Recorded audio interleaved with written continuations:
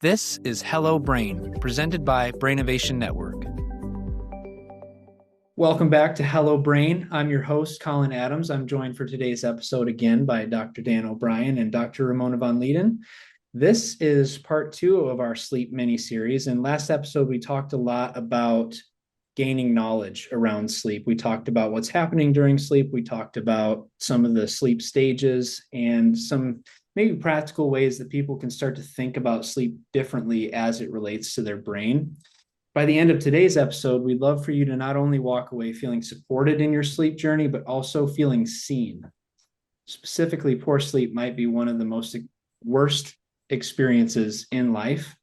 And when you're not sleeping well, it can feel like that season is really never going to end. So, Dr. Dan, I'll start with you. Have you ever gone through a season where it's just been tough sleep, and what were some of the things that you tried that worked well? Yeah, no, great question, Colin. I think back when when my kids were younger, right? I think there was a lot going on, a lot of activities, a lot of late nights, and I think it was just creating that set schedule that really made sense, kind of for our family. And I think that constant communication, with my spouse around that, and then just that understanding that the kids would know, right, that we're trying to be there as best as we can for them. And I think just that open line of communication for parents, for future parents out there is certainly really key. So I think that's some of the take home points and a part in my life where I look back where, not only during medical school, my journey, even through my dissertation with my PhD, is just late nights of revisions and what that kind of looked like. And again, just as I said in the last episode, if I'm honest with myself, is having that schedule, being more in tune, having more just cognition around this is what it's going to take to be successful, but I have to be regimented with my sleep, just knowing the importance of the quality of life, the sequelae of healthcare events that occur. And I think just being more aware.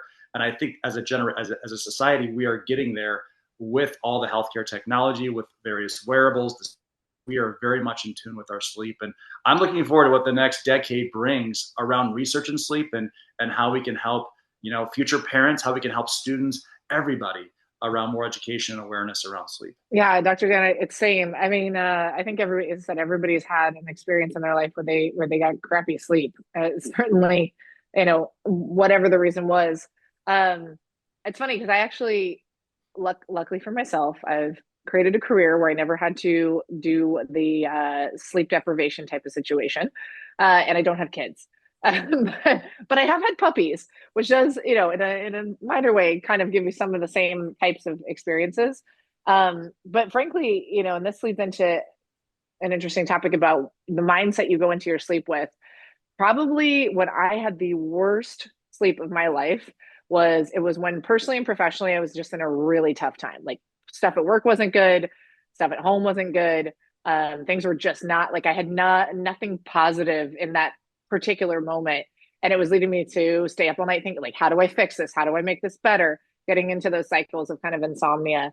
And I think that was a moment where I also learned the lesson that, like, if you're not falling asleep, don't try to force it. You can create that wonderful environment, but if sometimes you've just got something up there that needs to get out, get up, journal, read a book, do something that's very like low level arousal wise, but it allows that brain that opportunity to get out whatever's in there. So that's a more specific example, but I think a lot of people deal with that, whether it's, they're struggling at work, they're dealing with some big project, they've got something going on that's giving them insomnia, they're worried about something, anxiety plays big into this. That's where I would say, we spent a lot of last episode talking about how you set yourself up for good sleep. Don't force it either. Like if your brain is going, you've got to give it an outlet. Yeah. And Dr. Dan has brought up several times in multiple conversations this idea of cortisol and when cortisol is spiking versus when it's not supposed to. And one key factor of my own sleep journey that was interesting was, like you just said, Ramona, you can't try to force sleep because you can develop this really negative relationship with bed where it really gets internalized. For me, I was doing all the right things, all the sleep hygiene, all of this stuff, and was sequencing each thing up until bedtime, like starting 2 hours before, really felt like I was doing the right things. And then I could be flat exhausted by the time I lay down. And then all of a sudden, when my head hit the pillow, it was like I was just like solving world hunger. I was giving incredible speeches. I was, working through all these issues in my life. My mind was just racing as soon as I hit the pillow. And what I didn't know and learned actually through some really personalized testing was that I had a backwards cortisol response. So as at the same time that I was feeling wired as soon as my head hit the pillow, despite what I did, I'd wake up in the morning the next day after a decent night of sleep and feel completely flatline exhausted. And I didn't know this, but I found out through a test that my cortisol was spiking reverse of when it was supposed to. And once I learned that information, I was able to start doing the things that were necessary to make that flip. And once it flipped, it was like, oh, okay, this is what it feels like to go through a sleep hygiene routine and actually have it work and then wake up feeling like I rested. I'm curious because that I would say, that kind of speaks to the fact that when you're struggling to sleep, it's not a failure on your part. It's your brain is adapted to it's a maladaptive response, basically. What were you able to do? Like what was this kind of like way that you worked your way out of it? I'm very curious because in my mind, I think this is so common because as I said, when somebody if you are busy throughout your day, you're putting out fires of work, you've got a bunch of things to deal with, you haven't had time to actually process. And so when you do lie down, now your brain's like, oh my God, I finally have a chance to work out all these issues in my day. But now you're not able to go to sleep because it's been waiting all day to have that moment to process. What was this process? I'm very curious because I think a lot of people out there would find this very helpful. Yeah, well, the first process was getting the right information. So those tests, it was adrenocortex something. So doing not just what my cortisol levels were, but other different hormones and all that stuff, getting that all checked. Information was the most important thing. I think that when there's a lack of information, there's also the opportunity for a lack of right choices. And you can just kind of start to cherry pick on different things and then get frustrated when they don't work.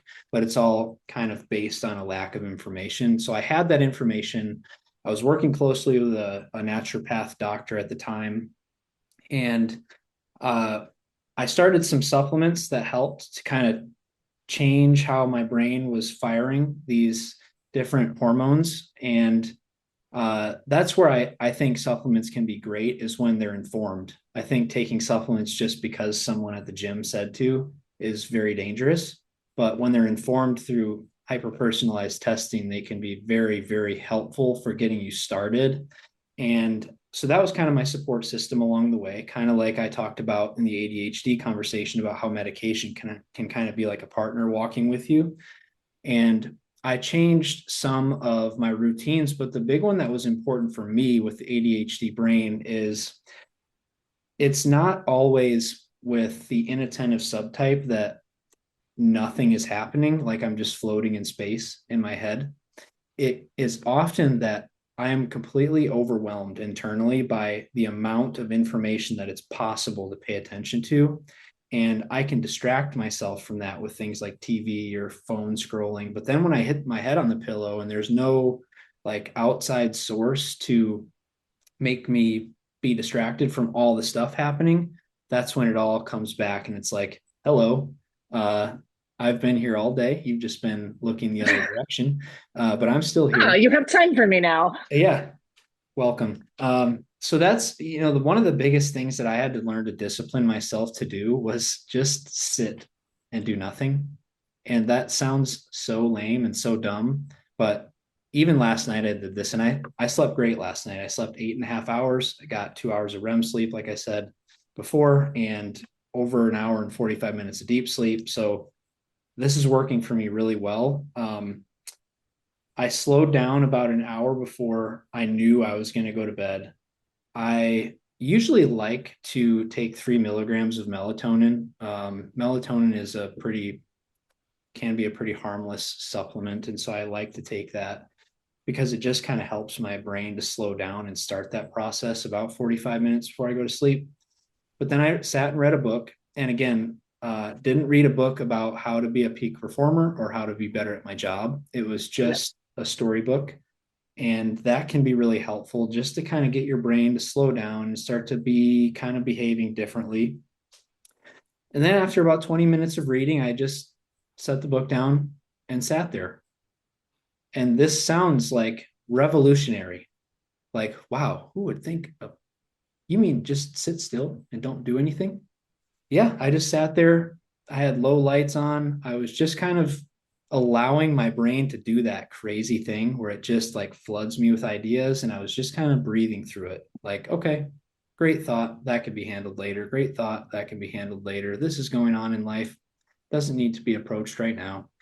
And I just allowed myself to have the space outside of bed to have all of those things kind of come through and leave my brain so that by the time it was time for me to lay down, I fell asleep probably in 5 minutes and then slept straight through the night. So for me, it was a lot about getting to know myself better through testing, but also understanding my ADHD brain a little bit better, knowing what's going on, and then shifting how I approach it, not to fit what all the biohackers are saying or what all the sleep hygiene experts are saying, but to fit me specifically and what I need. Yeah. Honestly, that just takes time. Hey, Colin, I'm curious, this process you're talking about of learning to sit and do nothing. You may not have even consciously done it, but do you think this also may have had to do with your breath? When we talk about meditation, right? Guided meditation, things like that often revolve around breath, which can have a huge impact on your nervous system response, on your stress response. And so even sitting and just going through a restful period of breathing in and out without really like trying to control it can often start to dial in and decrease that cortisol response. Similarly, I think, meditation, which is basically what you're talking about, sitting and doing nothing. Mm-hmm. I've heard that kind of metaphor before, which I love, which is rather than think about it like trying to clear your mind, it's like the thoughts are going to come up. But if you just bring them up and like whether it's on a cloud or you've got a train that you just put that thought on the train and let it pass by, like whatever that visual is that works for you, right? That allows you to stop trying to focus on the thought and just let the thought be. I think they both kind of tie into this coming back to breath and settling your nervous system. Yeah, the breath is super important for me. For my dad, actually, specifically, very similar story, out of whack cortisol. I'm his son, so obviously we're going to be pretty similar in a lot of ways. Um, he was getting, no kidding, 30 seconds of deep sleep per night. That was his average. And this is, How he burned himself out. He's a serial entrepreneur, worked super hard, long hours, but also was present all the time for family things. And like he coached my high school basketball team while running a big organization. I don't know how he did that. So like he earned this. He definitely earned this. And I would say this to his face too. So 30 seconds every night. And we found out he was wearing an Aura ring as his wearable tech, and it was giving him this information, and he got this testing back. And speaking of breath, all he did differently was he commits super well. So like talking about adherence from a client or a patient, he's like your gold star. Like you want this guy because he's going to do what you say. 20 minutes okay. of diaphragm breathing with a parasympathetic focus. So in for 4, out for 6 to 8 kind of a thing. And he'd just sit there, not looking at phone, not looking at anything, just sit there and breathe. Over the course of about 3 to 4 months, his deep sleep went from 30 seconds, which is like, you're just heading for not good things when that's That's going insane. on, That's so crazy. to now, even still a couple of years later this day, he's still getting at least an hour and a half of deep sleep every single night without fail. And so the breath is so important because it helps. I don't think we realize how often throughout the day we're holding our breath, and it's directly tied to the stress response. It's directly tied to sympathetic versus parasympathetic. And when you can just kind of take that time to pay attention to it, whether it's through a meditation practice or just simply sitting there and allowing your breath to kind of regulate and be normal, it can do so many things. It's amazing how many things we're already capable of with what we have, which is our breath, to really controlling the outcome of our sleep at night. Yeah, and I mean, even from the sort of nervous system level, when the type of breath you have And I will say this with a caveat that, of course, there are reasons why this might not be something everyone can do. But one of the things that actually has made the major impact on my sleep quality in the last couple of years is mouth taping, and encouraging nose breathing. It's like during the day, I'm pretty good about nasal breathing, but you fall asleep, your body goes relaxed, your mouth, kind of falls open. Right? So I got into the habit of starting to try it because nasal breathing does also encourage down regulation of the nervous system. It helps you to shift into your parasympathetic or your rest and digest response. And I mean, anecdotally, I think it makes a massive difference. There's actually a lot of research on why nasal breathing can make a big difference on your overall health. But it definitely changes the way I feel when I wake up. Also, because frankly, I don't know about you guys, but if you do, you fall asleep, and that's what I say. Caveat: if you've got stuff like if you have a cold, obviously you can't tape it. Like you can't. But now, if I have a cold and I can't mouth tape, I wake up and I'm like, God, my mouth is all dry. I don't feel good. Like it makes a huge difference. It really does. Dr. Dan, do you do that? Oh yeah, gosh, daily, right? So yeah, throughout the night. I mean, certainly, there's different techniques. I mean, different ways to be able to help. I mean, I think one thing that really comes to mind though, from a clinical standpoint, is the blood pressure, right? I mean, as we're kind of thinking about, again, not slowing down, we're always amped up, even not getting good sleep. Is the what is it doing to our blood pressure? At times we'll see patients come in and say, my gosh, everything else looks normal, but their blood pressure is sky high. And we can't always blame it on white coat hypertension, but there's other things going on, cortisol levels, as we mentioned, but just this constant souped up sympathetic nervous system that's causing that increase in blood pressure, which is leading to a lot of different causes. Diabetes, heart disease, strokes too are becoming more prevalent. There's a lot of research right now among strokes, among cardiology. So all these things that we can do to prevent, but you're right, just breathing, slowing down, taking care of our sleep, and just this overall awareness. Because I think we talked about this before, Collin, in this fast-paced society, we're forgetting about our blood pressure too, and the elevations and the consequences that's doing, because we're not slowing down our sympathetic, we're not down regulating our sympathetic nervous system. Hey, yeah. Dr. Dan, how do you feel about caffeine? Because I think there's also, as I said, not slowing down. A lot of people are drinking caffeine right up until bedtime. I personally, if I drink caffeine after noon, I'm not getting a good night of sleep. Like I cut it if I like it's before noon or it's not happening. But that's something I had to learn for myself. And I have so many friends who I know that they're telling me the amount of caffeine that they're taking in every day. And in my mind, I'm like, how are you sleeping ever? Like it's the sheer quantity of it. Ramona, you're absolutely right. It's the energy drinks. It's the very potent coffees too that I think are really souping people up. I do worry, based on, again, scientific data, is this leading to additional heart conditions, heart diseases? I've seen people, due to electrolyte abnormalities, pacemakers. Is that leading to too much caffeine? What is that doing to the heart arrhythmia? It goes from the SA node to the AV node. You go through that whole electrical pathway, and what is that kind of leading to? So it's interesting, right? The caffeine, the energy drinks. There's a lot of data right now on that. My personal view, I think everything in moderation. I think that, there's certain things that as long as you don't do it consistently all the time. But I think there's more out there. I think there's more out there in coffee. I think there's more out there in the energy drinks. Again, we know some of the bad things with soda too. Now it's showing a lot of course, liver damage with different sodas. So there's a lot out there. But the caffeine's tricky because I know, again, in med school, we would drink a lot of coffee in the morning. Attendees would have a lot of coffee. It was always kind of like coffee is perfectly fine for you. So I'm still on the fence with that. Still, I think more data to come, but definitely not before bed though, because you are ramped up on caffeine right before bed as you want to try to slow it down a little bit. So I know the intermittent fasting got yeah. Oh, I was just going to say, I think that we should put a bullet that we need to do an entire episode on caffeine. Yeah, there's a lot there. There's certainly a lot there on what Let's talk about what it does to the brain. There certainly is. And I don't remember I went through emergency medical technician training a couple summers ago, and I believe, you guys correct me, I believe it's the right ventricle that receives the blood coming back in. And when that blood pressure is high, it becomes pretty much like a punching bag where it's just getting smoked all day long. And then things like cardiovascular disease and all these things develop.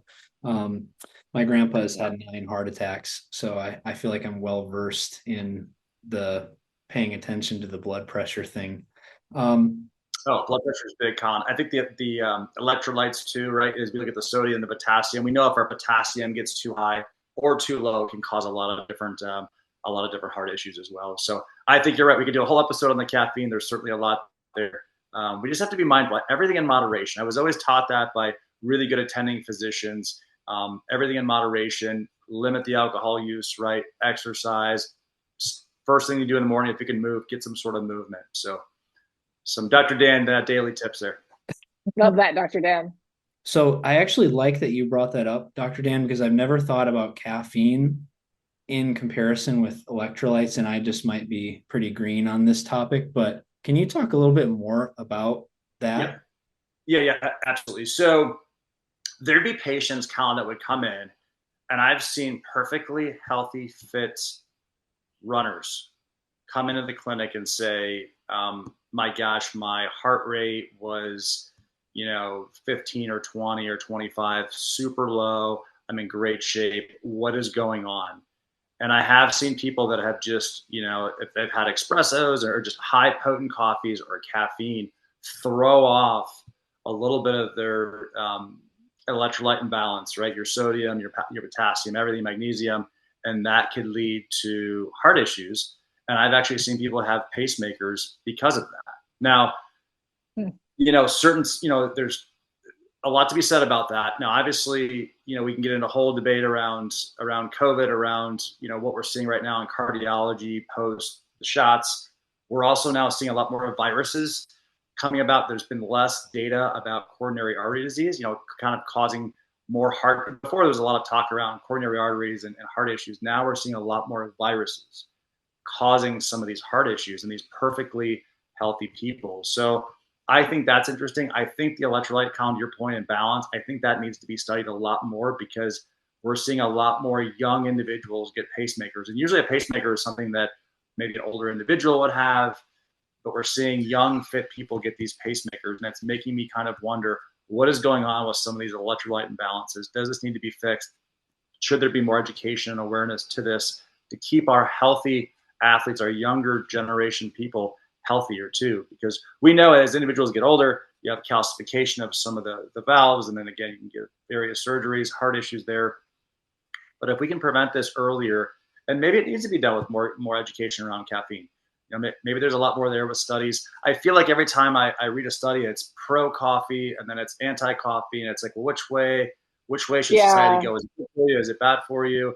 Now it's, obviously if you have warm water, like I really prefer, hot water with a lemon in the morning over coffee, though I enjoy in moderation too. I enjoy a nice cup of coffee as well, throughout the month at some point too. So it's a heavily debated topic. We could talk about it all day, but I think it's mindful for our audience to just kind of understand the literature out there and just some of the risk and benefits of it. Yeah, and could you kind of quickly connect the dots then on some of the things that you would see with coronary artery disease or things coming up as a result of caffeine or poor electrolytes, and how that then relates to the brain's performance? Yes, yeah, for sure. So I think that when we talk about something like a pacemaker, usually someone has a very low heart rate. But if we talk about caffeine, that could really speed things up. And I think that, a lot of, it's funny, in my training, a lot of medical residents would drink a lot of caffeine to stay more active, more alert, more kind of, and that lasts for a short period of time, but it's not very sustainable. So a lot of residents would wake up and say, I need to have my coffee. I'm sharper, I'm smarter, early in the morning. But I think that's causing over time, just maybe it could be more damage to the brain rather than good. And also it's speeding everything up. It's you're ramping up your system through caffeine. And I don't think that is overly well for your sympathetic nervous system or even your brain to be able to process appropriately. If you're always in that, we joke about that dopamine release, you're always in that kind of high all the time. And I think caffeine can provide that. And that's what we're seeing. A lot of medical residents, a lot of medical students, it's almost like amphetamines, right? It's just, you're just constantly on all the time, and you've got to find a way just to slow everything down, to be more mindful, a little bit more surgical, right? I always really applaud surgeons who very much take their time through the process. They're very methodical. They know what they're doing. They're just more in tune, and they're better. They're better, exactly, Colin. They're better surgeons than those that are just throwing things around. And I've always admired those surgeons from that aspect. But it's interesting, Dr. Dan. A good friend of mine who I was in with grad school with did some research on this, and caffeine, if you think about it with your circadian rhythms, can actually be, timing is everything with caffeine. So his suggestion was you don't drink it first thing in the morning, right when you wake up, because you wake up and you have a huge cortisol spike, right? Like that's your body helping you get out of bed. You wait a couple of hours, and in his mind, it was like sort of for a more typical work day. His suggestion was you wait till 9:30 or 10 a.m. because that's when you see the first dip in cortisol, where you can use the caffeine to kind of bring yourself back up, stay more focused.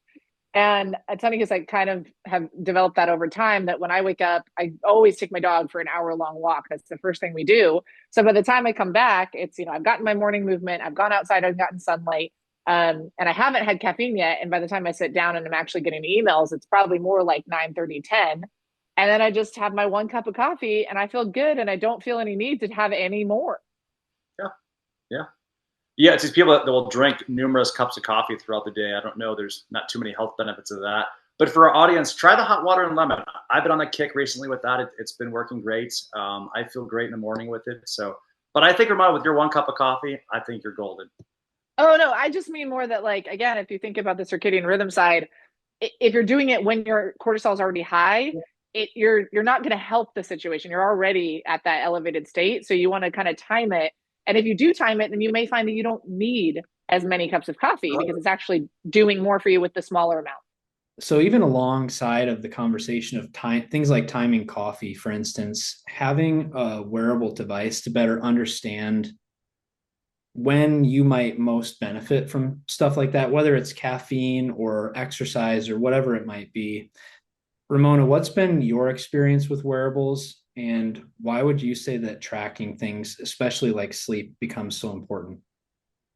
Yeah, I think with wearables, in my mind, I have a love-hate relationship with wearables. I do think that you spoke about this earlier in our conversation, that you were saying, you're looking at your sleep, you thought you got a good night of sleep, and then you look and you're like, oh my God, there's all these fragmented sleep cycles.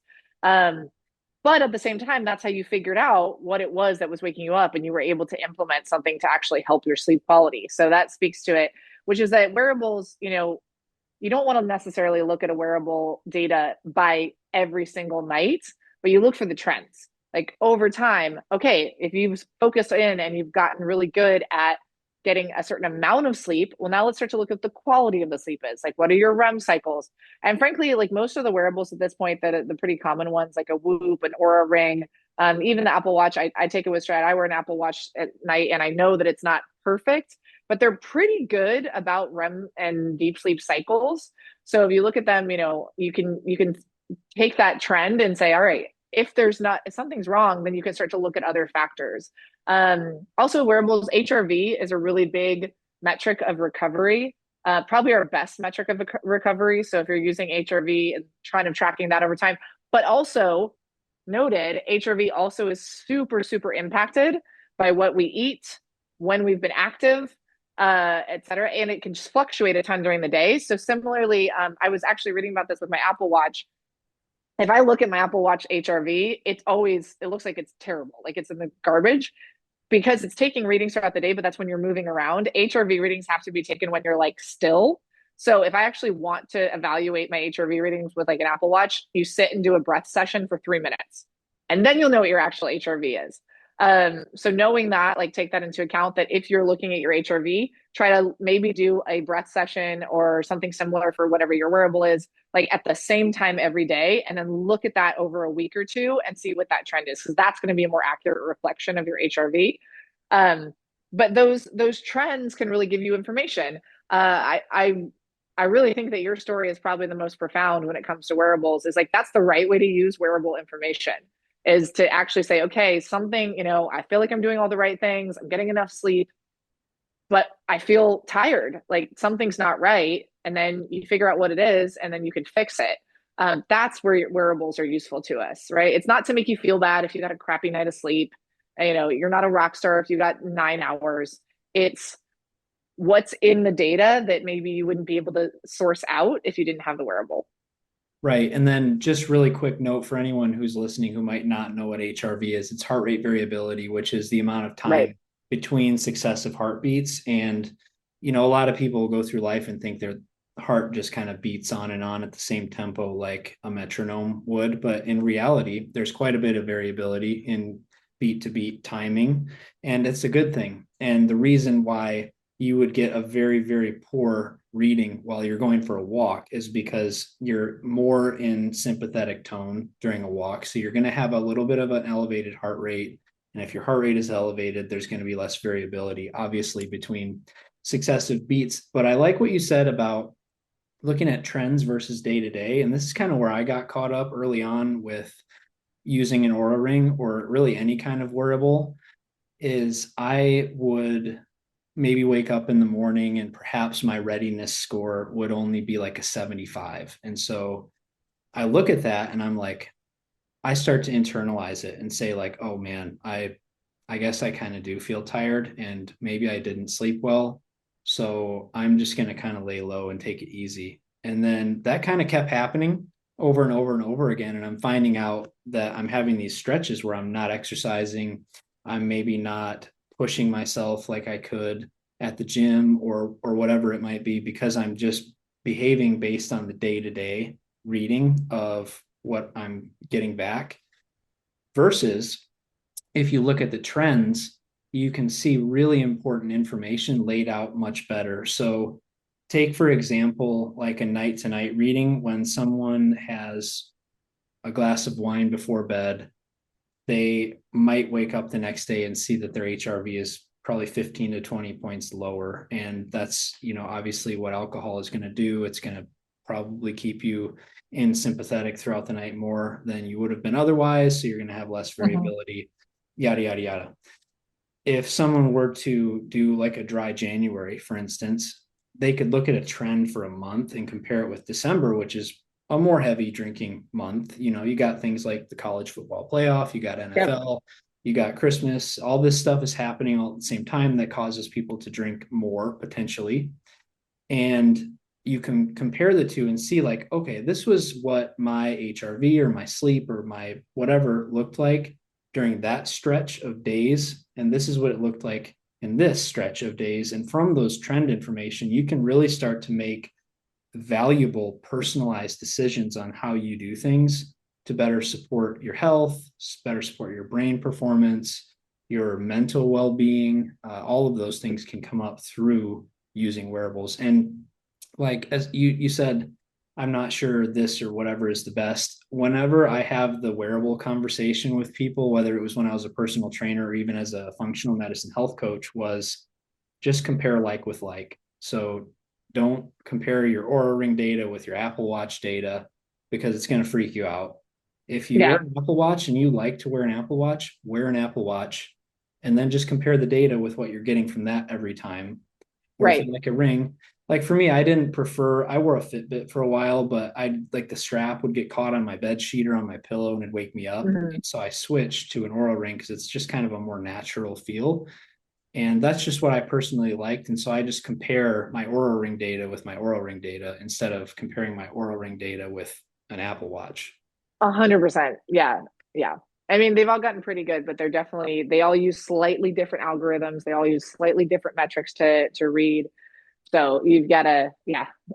Have you, this is just a funny, with all these wearables, you've got like in the fitness world and in the running world, you've got the Garmin people and you've got the Apple Watch people. And there's all these jokes, right? That Garmin is always telling you you're trash. They're like, oh, you got terrible sleep. You didn't run hard enough. You're pretty slow. And then Apple Watch is like rainbows and sunshine. Like everything is golden in an Apple Watch. But again, if you're just comparing it back to the Yeah. same metric, like, Garmin's kind of like Duolingo. yeah. Oh, no, Duolingo is super nice. There's our one plug for Duolingo that we get in every episode. So like, we're talking about wearables, the practical application for it. If someone is using the wearable, but they're still struggling with brain performance during the day, maybe they've got brain fog. That's a very common complaint, brain fog, or they wake up feeling exhausted, like they didn't rest.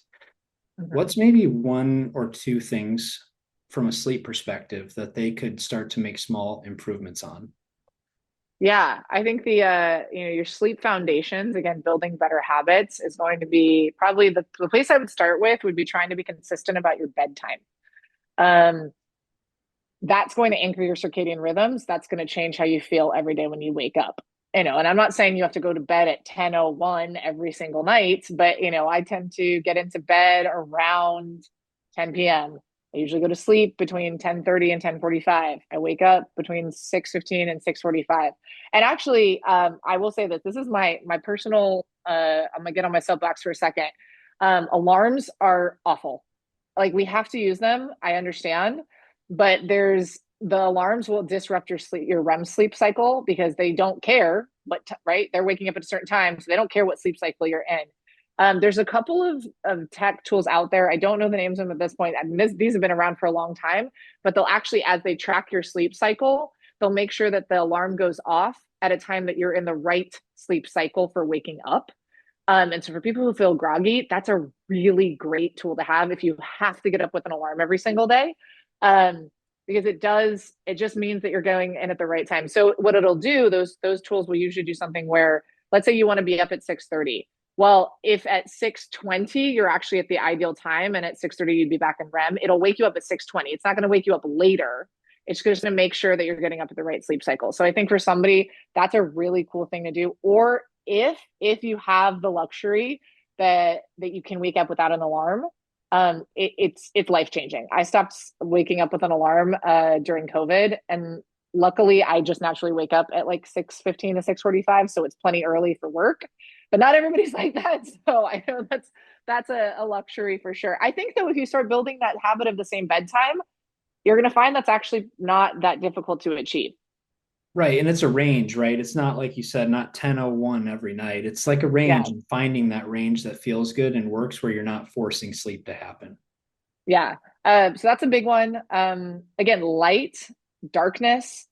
You were talking about you like using melatonin. Melatonin helps you fall asleep faster. Being in darker light will drive melatonin production naturally. So that's a really good one. I also, for sort of natural sleep hacks, I like GABA. It doesn't make you fall asleep faster, but it does help you stay asleep.